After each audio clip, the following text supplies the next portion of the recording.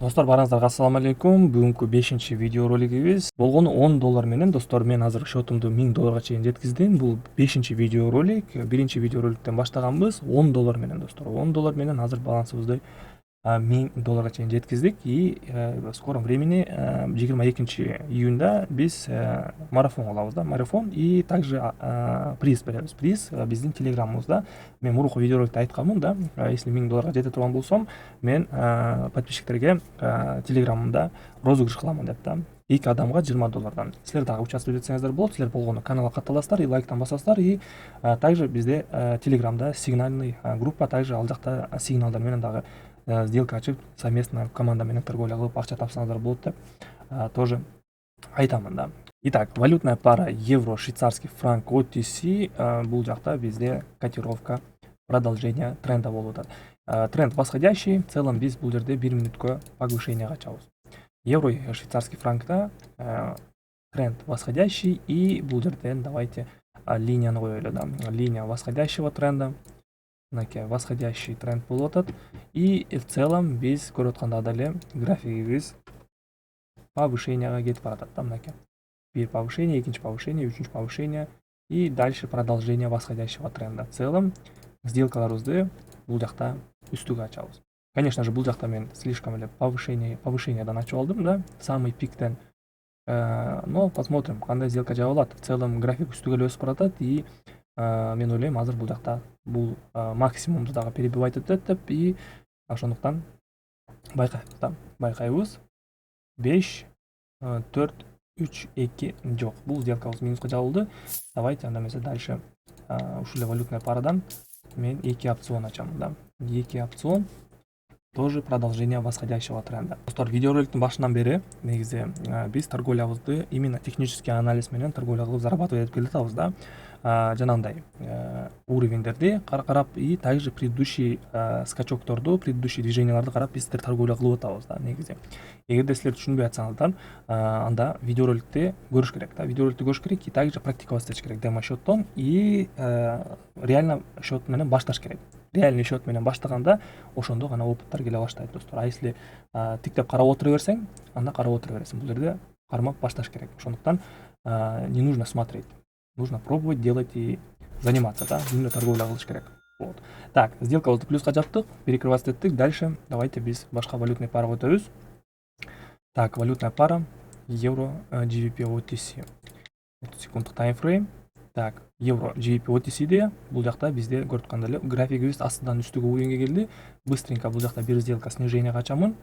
И байкайбыз да, мынакей бул жакта бизде уровеньдер бар экен. Мынакей биринчи уровень. Далее үстүдө дагы бир уровень бар экен. В общем, үстүдө уровеньдер көп экен да. Мынакей астыда дагы бир уровень коюп коелу. Мынакей. И көрүп атканда деле бизде 4 уровень коюлду. Бул жакта бизде остановкалар ушул диапазондордо болгон да. Мынакей 1 2 3 4 5 ушул линияда. Далее бул жакта болгон. Үстүдө дагы болгон. Бул жакта биринчи линия. Мынакей. Көрдүңүзбү, ушул линияларда бизде остановка болгон. Именно ушул линияларда. Бул уровень, график өзү негизи всегда уровеньден уровеньге жылат да. Вот.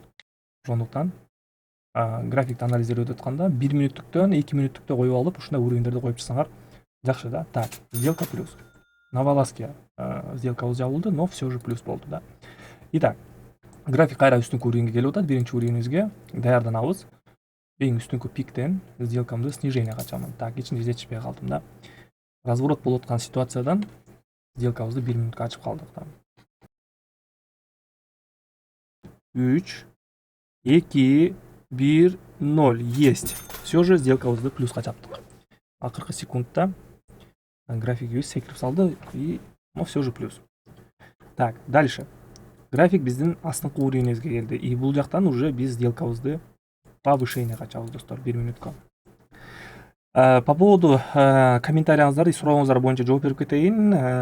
Бул жакта трейдингде көпчүлүгү 1-2 жолу торговля кылып алып эле акча таба албай калдым деген адамдар жазышат да. Но негизи бул жакта трейдингде действовать этиш керек да. Карап эле отура бербеш керек. Күндө торговля кылыш керек, действовать этиш керек, анализ кылыш керек, күндө командабыз менен торговля кылыш керек. Ошондо гана сен реально торговляда преуспевать этесиң да. А если там бир күн торговля кылып коюп анан эки күн жок болуп кетип анан кийин кайра келип бир эки сделка ачып же күндө эртеден кечке чейин торговля кылсаң, анда бул жакта зарабатывать эте албайсың. Бул жакта дисциплина, правила, четкий правила, дисциплина менен торговля кылганда ошондо гана акча зарабатывать эте аласың да. А если там бир эки күндүк эле болсо сенде, анда андай болбойт да. Күндө торговля кылыш керек, команда менен торговля кылыш керек, сигналдар менен обучение кылыш керек, видеороликтерди көрүш керек, и ошондо гана сенде реально ошошо баштайт да. Вот. Итак, бул сделкабызды плюска жаптык. Дальше идем. Дальше 30 секунддук таймфреймге өтөбүз. Бул жакта бизде уровень сопротивления пробивается. 1 мүнөткө бул жакта дальше продолжение ачамын достор. Продолжение. Эмнеге мен бул жакта бул уровеньден снижение ачкан жокмун? Анткени бизде тренд азыр бул жакта байкалып атат, восходящий болуп. Мынакей. Астыдан подъем болду, ретест уровня болду бул жакта и дальше продолжение. То есть бул уровеньди с легкостью да оңой эле пробитие кылып 3-чү уровеньге чейин азыр өсүп кетиши мүмкүн да. Мынакей бул жактагыдай. Мынакей. Бир касание, разворот. Экинчи уровеньге келди, далее 3-чү уровеньге түштү, даже 4-чү уровеньге чейин түшүп кетипти да. Тоже ситуация ушундай эле, но только наоборот да. Астыдан уже продолжение, тренд алмашып үстөгө өсүп баратат.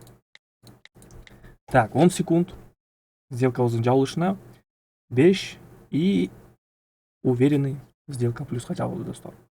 По итогу балансыбызды $1000 $138 көтөрдүк да. Давайте дагы бир сделка ачайлы. Мынакей эң үстүнкү уровеньден бир сделка 1 мүнөткө снижение достор. Почти что балансыбызды азыр 10%, 11%ке көбөйтүп койдук да. Болгону $10 менен баштаганмын и четкий дисциплина менен, правила менен, технический анализ и эми санап көргүлө.